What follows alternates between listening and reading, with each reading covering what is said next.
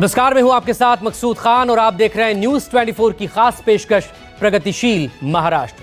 आज हम आपको बताएंगे कैसे महाराष्ट्र स्टारलिंक की इंटरनेट सेवाएं देने वाला पहला राज्य बनने जा रहा है। वंदे मातरम गीत के 150 वर्ष होने पर कहां मना जश्न और महिला क्रिकेटर्स के सम्मान से जुड़ी बड़ी खबर, सबका विश्लेषण एक ही मंच पर। तो चलिए शुरू करते हैं आज का खास प्रगतिशील महाराष्ट्र। महाराष्ट्र सरकार ने इलॉन मस्क की कंपनी स्टारलिंक के साथ लेटर ऑफ इंटेंट साइन कर लिया है। इसके साथ ही महाराष्ट्र देश का पहला राज्य बन गया है जो स्टारलिंक की सैटेलाइट बेस्ड इंटरनेट सर्विस को अपनाएगा।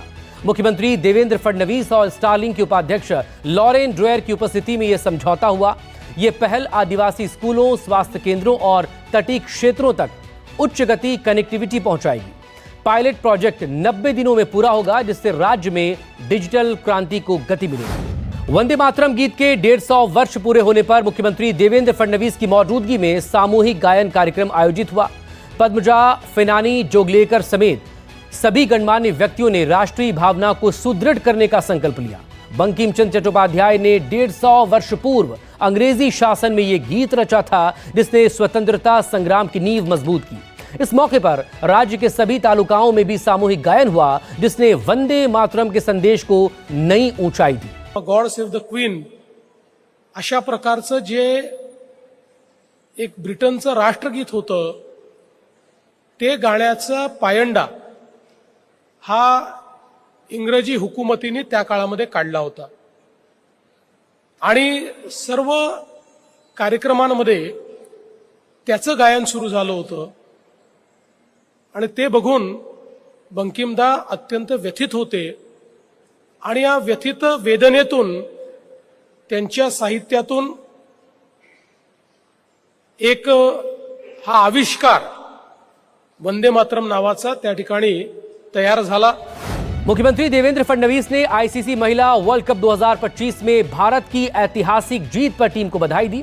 उन्होंने स्मृति मंधाना, जेमिमा रोड्रिग्स और राधा यादव समेत टीम के खिलाड़ियों से मुलाकात की और कहा कि यह विश्व कप जीत पूरे देश के लिए गर्व का क्षण है।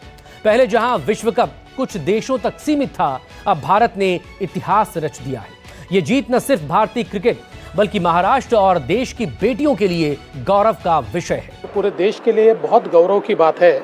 जो हमारे महाराष्ट्र के खिलाड़ी है, विशेष रूप से जो वाइस कैप्टन स्मृति मांधाना है, बहुत अच्छी जिन्होंने बैटिंग की, ऐसी जो बैटर हमारी जेमिमा रोड्रिग्स है, या बहुत अच्छी खिलाड़ी और बेस्ट फील्डर के रूप में जिसकी तरफ देखा जाता है जैसे राधा यादव है, और अमोल मुजुमदार जो कोच है, ये सारे हमारे महाराष्ट्र के लोग हैं और इसलिए हम लोगों ने ये तय किया कि हम उनका स्वागत और सत्कार करेंगे। तो आज महाराष्ट्र सरकार की ओर से हमने उनका सत्कार भी किया है। महाराष्ट्र में स्वास्थ्य क्षेत्र को सशक्त बनाने के लिए एम्स नागपुर में मध्य भारत की पहली सरकारी न्यूक्लिक एसिड परीक्षण लैब, रक्त विकिरण इकाई और सहायक प्रजनन तकनीक केंद्र का उद्घाटन हुआ। ये सुविधाएं सुरक्षित रक्त आपूर्ति और आधुनिक बांझपन उपचार सुनिश्चित करेंगी। महाराष्ट्र सरकार की पहल से ये केंद्र मध्य भारत के लिए गुणवत्तापूर्ण और सुलभ स्वास्थ्य सेवाओं का नया हब बनेगा, जिससे वंचित आदिवासी और ग्रामीण समुदायों को सीधा लाभ मिलेगा। मुख्य न्यायाधीश भूषण गवई बांद्रा पूर्व में बन रहे नए उच्च न्यायालय परिसर के शिलान्यास समारोह में शामिल होने पहुंचे। मुख्य न्यायाधीश गवई ने कहा कि न्यायालय भवन केवल वास्तुकला नहीं बल्कि न्याय, समानता और स्वतंत्रता के प्रतीक है। उन्होंने कहा कि महाराष्ट्र न्यायपालिका की जरूरतों के अनुसार आधुनिक ढांचा और तकनीक उपलब्ध करा रहा है। नए परिसर में नागरिकों, वकीलों और न्यायाधीशों के लिए समान सुविधाएं होंगी। उन्होंने नागपुर, नासिक और संभाजीनगर न्यायालयों के विकास की सराहना करते हुए सहयोग की अपील की। कानूनी पढ़ाई को महाराष्ट्र लगातार बढ़ावा दे रहा है। महाराष्ट्र देश का एकमात्र राज्य है जहां पर 3 नेशनल लॉ यूनिवर्सिटीज हैं। मुंबई लॉ यूनिवर्सिटी की अत्याधुनिक परियोजना की स्वीकृतियां मिल चुकी हैं, जो अंतर्राष्ट्रीय स्तर पर कानूनी शिक्षा का केंद्र बनेगी। नवी मुंबई के एजू सिटी में दुनिया के शीर्ष यूनिवर्सिटीज स्थापित होंगे। मुख्य न्यायाधीश चंद्रशेखर ने कहा कि विधि विश्वविद्यालय अच्छे नागरिकों के निर्माण का केंद्र है, जहां ज्ञान के साथ मानवीय मूल्यों और उत्कृष्टता का संवर्धन होता है। इस हफ्ते इतना ही, अगले हफ्ते फिर होगी मुलाकात।